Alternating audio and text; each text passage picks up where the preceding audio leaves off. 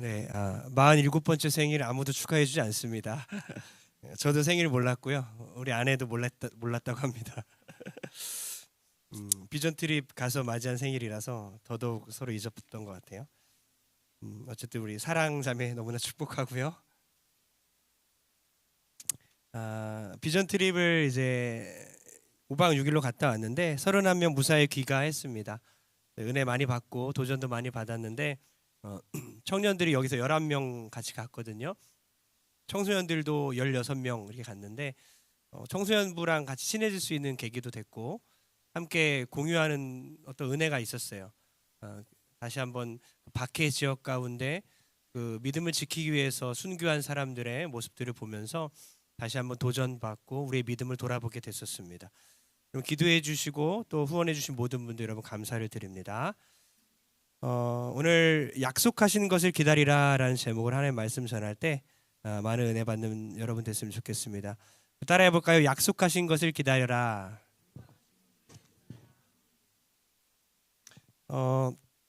여러분 학이 목을 길게 빼고 무언가를 애타게 기다리는 것을 네 글자 사자성어로 뭐라고 하죠? 학수고대죠. 그죠? 우리 2, 3부 드렸나요? 2, 3부 드린 분도 계신데 학수고대 한다. 여러분들은 뭘 기다리고 있나요? 목이 빠져라 기다리고 있는 뭔가 마음의 진심으로 내가 마음을 담아서 소원하고 있는 거 있어요. 올해는 꼭 반드시 내가 성공하리라, 취업하리라, 학교 되리라, 시험 꼭 붙으리라. 여러 가지들을 고대하고 있을 것 같아요. 저희 둘째 아들 보면 참 늘 뭔가를 기다리는 걸 잘하더라고요. 학수고대를 잘합니다. 그래서 생일 선물 이렇게 쿠팡으로 보내지 않습니까? 쿠팡으로 이제 엄마가 주문해서 너 3일 후에 오기로 했어. 분명히 3일 후에 온다고 했는데도 언제부터 기다리죠? 네, 그날부터 주문한 날부터 계속해서 문을 열었다 닫았다 바람 계속 들어와요. 문을 열었다 닫았다. 야 내일 온다고 계속 또 열었다 닫았다. 야 그냥 자 제발 자. 밤에도 열었다 닫았다. 다음날 아침에 일어나자마자 또 열었다 닫았다.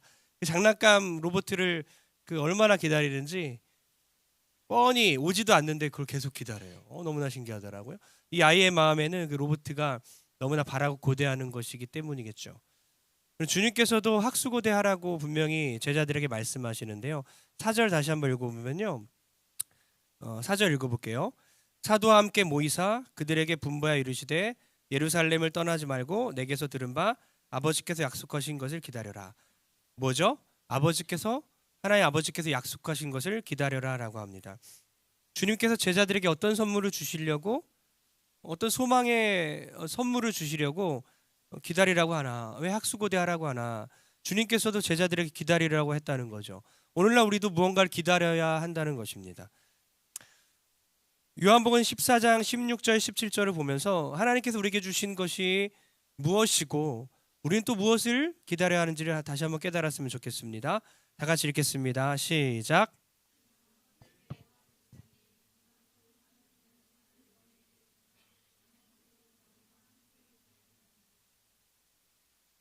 진리의 영이라 세상은 능히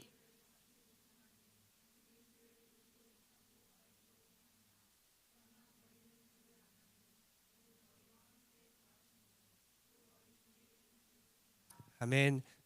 지금 성령을 주시겠다는 약속이죠. 내가 또 다른 보혜사를 줄 거야. 보혜사란 뜻은요, 변호사, 위로자, 상담자, 조력자라는 뜻입니다. 내가 지금 승천하지만, 내가 떠나지만 너희들 내가 또 다른 보혜사를 줄 거야. 바로 성령을 줄 거야 라고 합니다. 그러니까 성령을 보혜사라고 하는 거예요. 조력자, 상담자, 우리를 조언자, 우리를 돕는 자, 변호사 이런 개념이에요. 근데 이걸 헬라어로 파라클레토스라고도 합니다. 파라클레토스라 그래요. 여러분 성령이 여러분 안에 계시죠? 성령님이 여러분 안에 계시죠? 중요한 개념들이에요. 성령이 여러분 안에 계신데 성령에 대해 모르고 있으면 안 되잖아요. 성령은 파라클레토스라고 합니다. 옆으로 불리움을 받은 존재라는 뜻이에요. 성령은 우리 옆으로 우리 시종이기 때문에가 아니라 우리 아래 존재이기 때문이 아니라 하나님이시지만 우리 옆으로 불리움을 받은 거예요. 우리를 돕고 우리와 함께 하시기 위해서 우리 옆으로 불림받은 분이 바로 성령님이라는 거죠. 그 또 다른 보혜사 성령님을 너희에게 주겠다 약속했다는 거예요. 그러면서 아까 우리 요한복음 14장 18절 읽지 않았지만 내가 너희를 고아와 같이 버려두지 아니하고 너에게 오리라 라고 약속하셨어요. 주님께서 떠나시지만 성령을 보내주심으로써 다시 내가 너희에게 가겠다라고 말씀하시는 거예요. 그 찬양 우리가 이따가 예배 후에 부를 찬양인데 고아와 같이 너희를 버려두지 않으리. 고아와 같이 너희를 버려두지 않으리. 내가 너희와 영원히 함께하리라. 아시죠 이 찬양?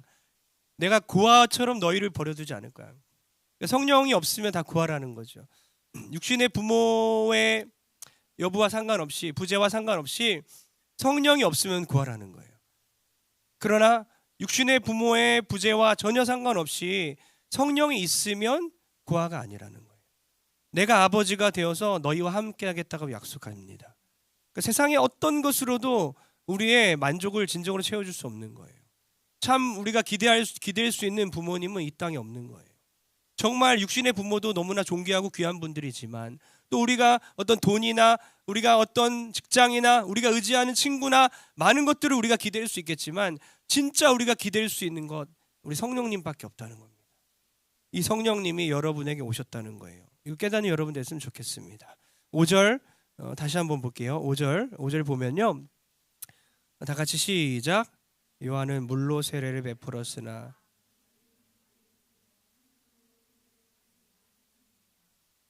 아멘. 요한은 이제 물로 세례 주는데 너희들은 성령 세례 받을 거다 한 거예요. 성령 세례 바로 성령 충만을 말하는 겁니다. 여러분 성령 세례 받았나요? 성령 받았습니까? 받았지요. 아멘이시죠? 어떤 신학적으로 이것을 또 우리가 또 성령 세례 또 받아야 한다, 뭐 몇 번 받아야 된다, 뭐 여러 가지 주장하는 것도 있지만 성경적인 입장에서는 우리는 성령 세례를 받은 사람들이에요. 어떻게 해요? 우리는 성령이 아니고서는 예수를 주로 시인할 수 없다. 분명히 성경에 기록되어 있죠. 우리가 예수를 주로 시인하는 순간 예수님이 나의 주님이십니다. 내가 죄인입니다. 주님 아니고서는 나는 구원받을 수 없는 존재입니다 라고 진심으로 고백하는 모든 사람 안에 성령께서 내주하신다고 분명히 성경에 기록되어 있어요. 성령이 내주하신다라고 표현합니다. 성령님은 어떤 에너지나 힘이 아니에요. 그래서 우리가 필요할 때 막 주여 부르짖어서 성령 충만 받아서 성령님이 갑자기 임하고 믿음 떨어질 때 성령님 다 떠나가 있고 그렇게 왔다 갔다 하는 존재가 아니라 성령은 하나님이십니다. 그분이 우리 안에 내주하시는 거예요. 산다는 거죠. 아예 집이에요. 우리가 살림을 이 안에서 차리시는 겁니다. 성령은 우리 안에 계시는 거예요. 성령의 내주라고 합니다. 그리고 오늘 성령 충만 받으라고 저는 말하고 싶은데요. 성령 충만은 뭐냐? 충만은 헬라어로 이제 플레로마라고 하는데 플레로마는 물컵이 있으면요. 보세요. 이 물컵이 있죠. 보이세요? 믿음으로 보십시오. 물컵이 있죠. 물을 가득 따랐습니다. 이렇게 가득 따랐어요. 완전히 끝까지 가득 따랐습니다. 그죠? 그럼 어때요? 제가 움직일 때도 이렇게 조심히 오니야 마셔. 그래서 조심히 움직이겠죠? 넘치니까 차고 넘치는 거예요. 이걸 충만이라고 합니다. 충만. 플레로마의 뜻이 바로 물컵에 물이 완전히 가득 찼다. 3분의 1도 아니다. 3분의 2도 아니다. 완전히 찼다라는 뜻을 충만이라고 말합니다. 그러니까 성령 충만은 그런 거예요. 나를 3분의 1만 하나님이 나를 지배하는 게 아닌 거죠. 3분의 2만 나를 다스리는 게 아닙니다. 전체를 하나님께서 통치하는 거예요. 여러분이 사실은 신앙생활 어떻습니까? 하나님과 영역 싸움이잖아요. 내 3분의 1은 내가 하나님께 내주고 나머지는 내가 뜻대로 하겠습니다. 그렇게 하지 않습니까? 그러나 성령 충만이라는 것은 나 자신 하나님께 완전히 드리는 거예요.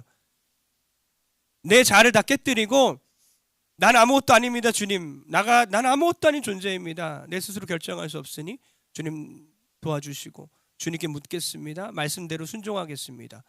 주님께서 나를 통치하는 거예요. 나를 다스리는 거예요. 성령 충만이에요. 내 뜻이 아니라 하나님 뜻대로 사는 거.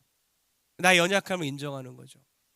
저는 오늘도 아침에 계속해서 연약함을 인정하고 오늘 설교 3번째지만 순간순간 계속 막 도와달라고 틈나면 누워 있고 막 몸이 힘들어서 같이 분명히 저도 이제 독감 다 끝났는데 저도 이제 6일 지났으면 뭐 전염성도 없어지는 것 같은데 같이 걸린 친구들은 다 났어요. 마스크도 안 쓰고 지금 다 돌아다니고 막 뛰어다니고 있는데 저는 아직도 빌빌대고 있고 막 그래요.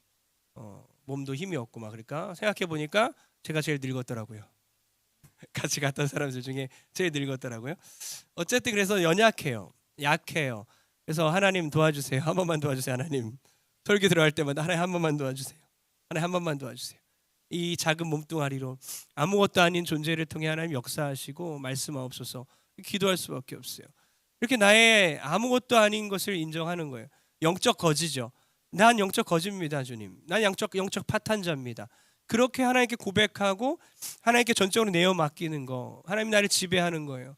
하나님이 나를 이끌어 가시는 겁니다. 말씀대로 순종하며 나가는 것을 성령 충만이라고 합니다. 근데 사도들은요, 우리와 별반 다르지 않는데 다른 것을 기다리고 있었습니다. 성령 충만 그런 거 기다리지 않았어요. 오늘 6절과 7절을 다시 한번 읽어볼까요? 6, 7절 시작.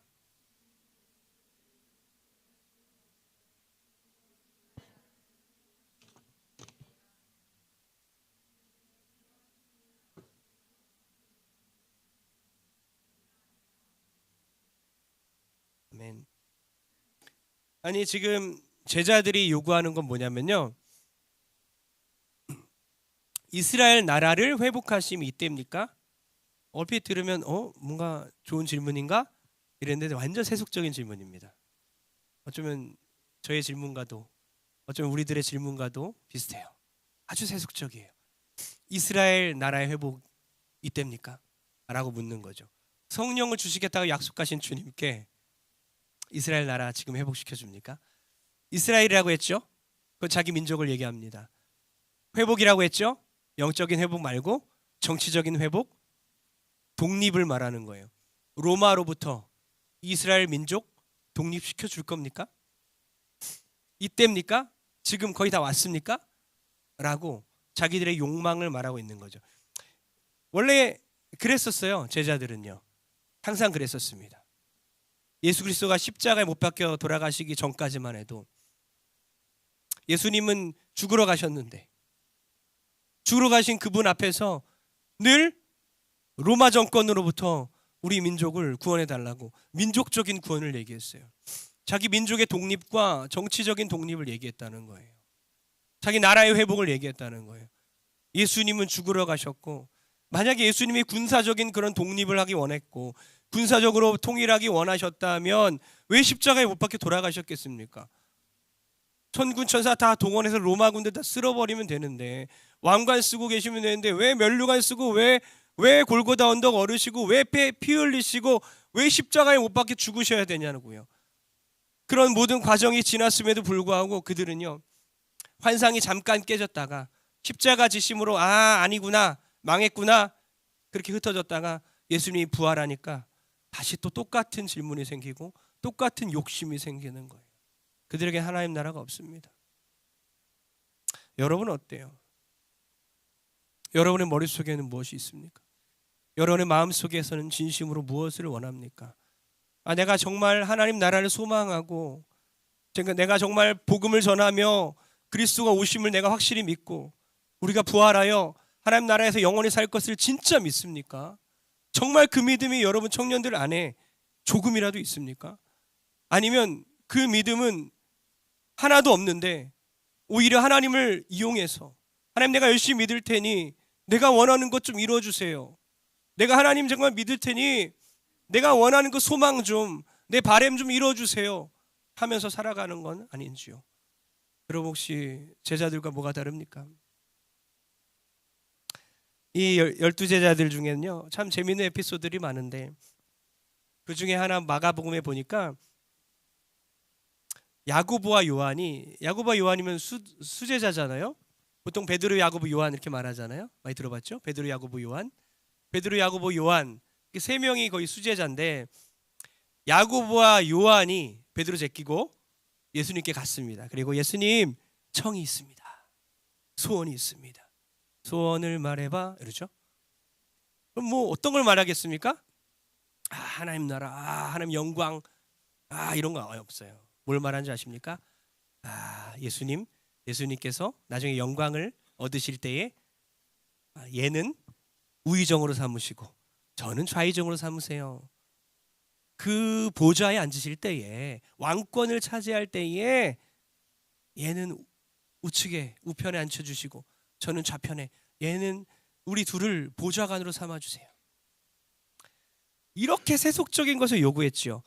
나중에 10명이 그 소식을 들었어. 뭐야? 야고보야 요한이 예수님께 인사청탁을 했다고? 자리를 달라고 했다고? 다들 열받았어요. 왜 열받았습니까? 그 10명이 믿음이 있어서 열받았습니까? 야, 어떻게 그런 거를 달라고 할 수 있냐, 이 바보가, 믿음 없는 것. 이게 아니었어요. 우리 빼고 지네들끼리, 이런 수준이었다는 거예요. 그러니까 여러분, 2000년을 지난 우리들, 성경을 다 보고 있는 우리들, 여러분 마음속에는 뭐가 있는지를 한번 들여다봤으면 좋겠어요.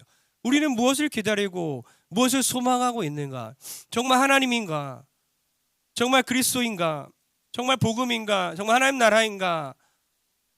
정말 하나님의 영광인가? 무엇을 기다리며, 무엇을 고대하며, 무엇을 소망하며 우리의 짧은 인생을 너무나 빨리 지나가는, 모든 것이 헛되니 모든 것이 헛되도다. 모든 부와 명예와 영광이 다 헛된 것임에도 불구하고 그거 잡으려고 평생 불나방처럼 쫓아 살아가고 있는 우리의 모습은 아닌지 한번 돌아봤으면 좋겠습니다. 부의 허무에 대해서 미국에 어떤 사건이 있었어요. 미국의 역사 속에서 미국인들의 경종을 울렸던 사건이었는데요. 1923년에 어느 날 시카고에 있는 에드워드 비치 호텔에서 그 당시 미국 최고의 부자라고 불리우는 7명이 모였습니다. 7인이 딱 모였어요. 그들 얼마나 부자인지 그 7명의 부를 합쳤을 때에 미국 전체의 국고를 능가했었습니다. 어느 신문 기자가 나중에 그 7명을 근데 조사했습니다. 그 7명이 나중에 25년이 지난 후에는 어떻게 됐을까 한번 조사했어요. 그리고 추적해서 발표했는데 그 발표를 보고 모든 미국 사람들이 다 깜짝 놀랐죠. 첫 번째 사람, 강철회사 사장 찰스 슈업은요, 25년 후에 무일푼 거지가 되었습니다. 그리고 죽었어요. 두 번째 사람, 알서 카트는 밀농사로 거부가 되었었는데 역시 파산해서 모든 걸 잃어버리고 쓸쓸하고 고독한 가운데 혼자 임종을 맞이했어요. 세 번째 사람, 리차드 위트니는 뉴욕 은행의 총재였었는데 자기를 둘러싼 여러 가지 상황이 잘못돼서 감옥에서 고생하며 여생을 보내고 있어요. 네 번째 사람은 엘버트 홀은 미국의 재무장관까지 지냈었는데 감옥에서 막 풀려나와서 이제 죽음을 기다리고 있었습니다. 다섯 번째, 웰스푸드 회장 제이시 리버모어는요, 인생의 끝을 자살로 마쳤고, 여섯 번째 국제은행 총재였던 리온 프레이저도 역시 자살로 삶을 마쳤습니다. 일곱 번째, 이반 크루컬은요, 부동산 업계의 거부였지만 자살 미수로 병원에서 치료를 받고 있었다고 합니다. 그러니까 이 7명의 인생이 미국 사람들에게 부의 허물을 알려주는 그런 커다란 충격과 교훈이 되었었다고 합니다. 아까 말씀드렸죠? 전도자가 이르되 헛되고 헛되니 모든 것이 헛되도다. 그래서 우리에게 필요한 건 뭡니까? 8절 말씀이죠. 8절 다 같이 한번 크게 읽어볼까요? 시작. 오직 성령이 너에게 임하시면 너희가 권능을 받고 예루살렘과 온 유대와 사마리아와 땅끝까지 이르러 내 증인이 되리라 하시니라. 아멘. 오직 성령이 너에게 임하시면 너희가 권능을 받고 예루살렘과 온 유대와 사마리아와 땅끝까지 이르러 나의 증인이 되리라. 예수님께서 말씀하시는 거예요. 바로 우리가 여러분 청년들이, 루엘 청년부가 성령 받았습니다. 성령을 이미 받은 존재들이라는 거죠. 이미 성령을 받았기에 이제 충만해져야 되는 거예요. 성령 받은 우리들이 매일 죄 지으면서 죄 이야기만 하는 것이 아니라 이제 하나님 주신 사명을 감당하기 위해서 권능으로 살아야 될 줄 믿습니다. 오직 성령이 임하시면 너희가 권능 받았다 했습니다. 이 권능은요, 디나민이라는 단어인데요, 다이너마이트 들어보셨죠? 디나민에서 다이너마이트가 온 거잖아요. 이 권능은요, 다이너마이트의 이 폭발력과 같은 능력을 말하는 거예요. 막 산을 막 무너뜨리지 않습니까? 우리 이번에 비전 트립 갔다 왔을 때 원자폭탄으로 파괴된 그 장면들을 도시 복원된 곳을 보고 왔었는데 나가사키 지방에만 7, 8만 명이 8만 명 정도가 죽었다고 해요. 히로시마 지역에는 10여만 명이 죽었다고 합니다. 폭탄 한 개로 수만 명들이 죽어요. 그러나 성령은요, 이와 더 큰 능력과 이보다 훨씬 큰 능력을 발휘하지만 사람을 죽이는 게 아니라 사람을 살리는 능력입니다. 성령이 주신 능력은, 성령이 우리에게 있기에 우리가 할 수 있는 능력은 복음을 통해서 사람을 살릴 수 있는 능력이에요. 이런 능력을 주시겠다는 겁니다. 복음을 전파할 수 있는 능력, 기적을 행할 수 있는 능력, 사역적인 모든 은사들, 다양한 은사들이 너무 많아요. 청년들 보니까 여러분들의 삶 속에서 하나님께서 다양한 은사들을 주셨어요. 그 권능을 하나님께서 부어주신다는 겁니다. 사도행전에 7번 이상이나 나오는 단어인데요. 여러분, 이 올해 2026년도에는 이 사도행전적인 역사가, 이 성령 행전이 루엘 청년부에서 일어나길 소원합니다. 여러분 안에 성령님이 역사하시고 정말 성령에 지배되는 사람들이, 이 청년들이 많아지고 그 청년들을 서로 보면서 자극받고 도전받고 여러분을 통해 역사가 일어나고 복음이 전도가 일어나고 또 기적도 일어나고 여러분의 기도를 통해 병도 고쳐지고 많은 성도들이, 여러분 청년들이 하나가 되고 여러분의 자아가 깨지고 더 사랑하고 많은 막혔던 것들이 풀리고 여러분의 가족들이 구원받고 정말 수많은 놀라운 사도행전의 역사가 여러분을 통해서 일어나길 소원합니다. 여러분 통해서 동선교회 전체가 작년부까지도 자극받고 변화됐으면 좋겠습니다. 주님께서 말씀합니다. 예루살렘에서 시작해서 온 유대와 사마리아와 땅끝까지라고 했습니다. 반드시 사마리아도 거쳐야 돼요. 사마리아는 가기 싫은 땅이죠. 유대인들이 개, 돼지 취급하던 사람들이 굳이 돌아가야 되는 곳입니다. 땅 밟기 싫어서 뺑 돌아가는, 애둘러 가야 되는 그런, 가기 싫은, 여러분 만나기 싫은 사람 있으면 애둘러 돌아가잖아요. 피해서 가잖아요. 그 사마리아 가라는 겁니다. 그것이 가족에 있습니까? 청년부 중에 있습니까? 교회에 있습니까? 이웃이 있습니까? 직장이 있습니까? 피해가지 말라는 거예요. 거쳐가라는 겁니다. 사마리아까지 지나서 땅끝까지 이르러 여러분 복음을 전하라는 거죠. 그리고 누구의 증인? 예수님의 증인이 되라라고 합니다. 성령이 임하면요, 권능이 받게 되고 복음을 전할 수 있는 능력과 복음으로 살아갈 수 있는 힘이 생긴다는 거죠. 또 하나, 성령이 임하면요 어떤 일이 일어나는지 아십니까? 고난과 핍박을 이겨낼 수 있어요. 그래서 질문하겠습니다. 성령이 임하면 고난이 없어집니까? 아니면 고난이 여전히 있습니까? 여전히 있죠. 너무 똑똑하신 것 같아요. 고난 가운데 있나 봐요. 성령이 임해도, 성령 충만해도 고난이 있어요. 오히려 반대로 성령이 더 역사하는 그곳에 그 사람에게 고난과 핍박이 더 많이 있다는 증거일 수도 있습니다. 고난과 핍박과 환난이 너무나 많기에 성령의 역사가 그 안에서 계속 펼쳐지고 있는 거예요. 그래서 사도 바울도 성령에 이끌려서 감옥에 끌려간다고 말하죠. 나 지금 성령에 이끌려서 감옥에 끌려가, 이래요. 되게 웃기죠? 아이러니하잖아요. 보라, 이제 나는 성령에 매여 예루살렘으로 가는데 거기서 무슨 일을 당할지 알지 못하노라. 오직 성령이 각 성에서 내게 증언하여 결박과 환난이 나를 기다린다고 하시나. 성령이 말씀해 주는 거예요. 야, 너 가면 끌려가. 너 감옥 갈 거야. 하나님이 여러분에게 야, 감옥 절대 안 가, 이게 아니라 감옥 갈 거야. 고난 올 거야. 너 힘들 거야. 너 고생할 거야. 그러니까 성령은 우리를 고난을 피하도록 하는 게 아니라 이기도록 하는구나. 피하도록 하는 게 아니라 이기도록 하는구나. 비전 트립을 가는 도중에 제가 아주 세 군데 중요한 곳을 가지 못했는데요. 그 세 군데가 제일 좋았대요. 나중에 다 끝나고 마지막 마무리하는 총 피드백 시간에 1시간 넘게 이렇게 나눔을 했거든요. 15명씩 나눠서.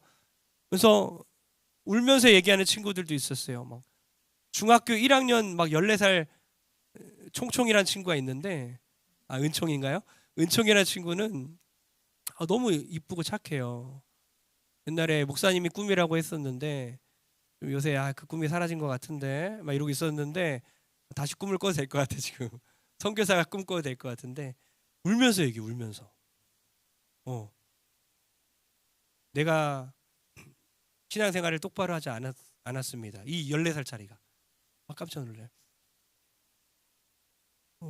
그 형이 동생을 잘 키운 것 같아요. 형이 양육한 건 아닌가요? 근데 그 14살 우리 은총이뿐만 아니라 몇 명이 울면서도 얘기하고 함께 나눔을 하면서 꼭 얘기했던 곳은 뭐냐면요, 26 성인 기념관에 대한 이야기는 다 하더라고요. 이곳이 너무나 감동적이었다. 26 성인 기념관에는 26명의 성인들이 기념이 되어 있었습니다. 도요토미 히데요시가 1587년도에 금교령을 선포했어요. 그런데 불구하고 기독교의 교세가 줄어들지 않자 분보기로 26명을 잡아서 처형시킨 사건이 있었습니다.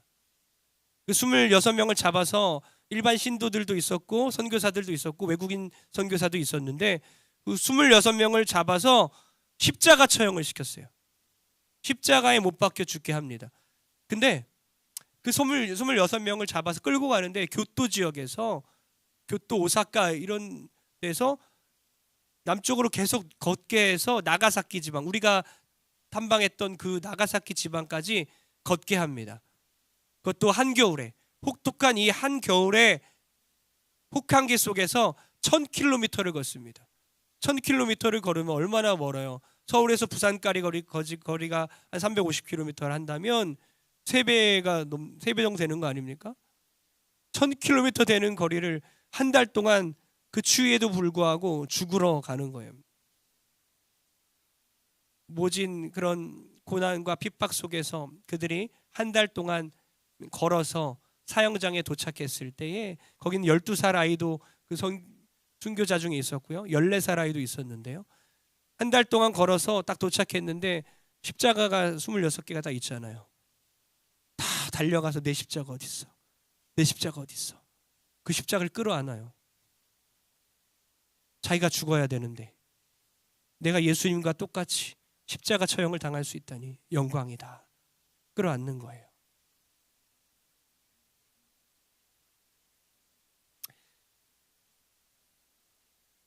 근데 그 12살 아이가 이제 불쌍하잖아요. 그래서 주기를 그 중에 한 명이 야, 한번 기회를 줄 테니까 예수님 부인해라. 살려줄게. 근데 뭐라고 말한지 아십니까? 순간의 생명과 영생을 바꿀 수 없습니다. 끝까지 부인하지 않고 순교했습니다. 여러분, 이런 순교의 힘이 어디서 나왔을까? 무엇을 기다리길래, 누구를 기다리길래 주님을 믿었고 천국을 소망하고 부활을 믿었고 영생을 믿었기에 그들이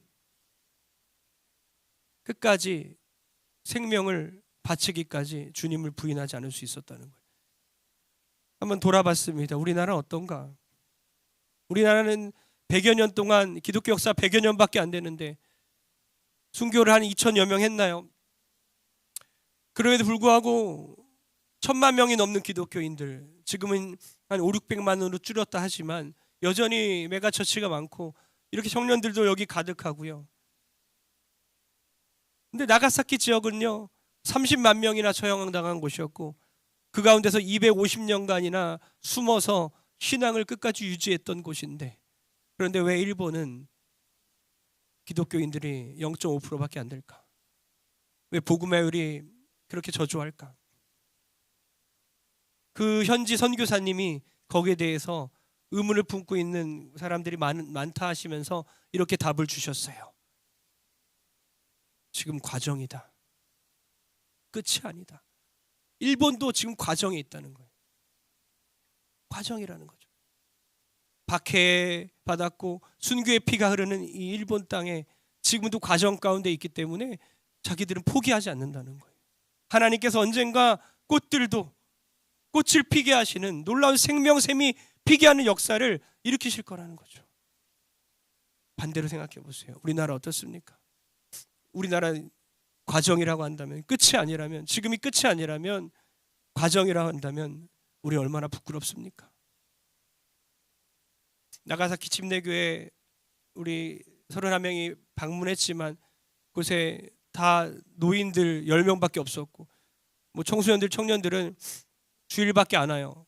모여봤자 많이 와도 전체가 100명이고 평일에는 오지도 않는 그런 교회. 그러나 오늘날 얼마나 많습니까? 청년들도 얼마나 많습니까? 그럼 여러분의 신앙은 어떻습니까? 여러분은 진짜입니까? 참 신앙을 소유하고 있습니까?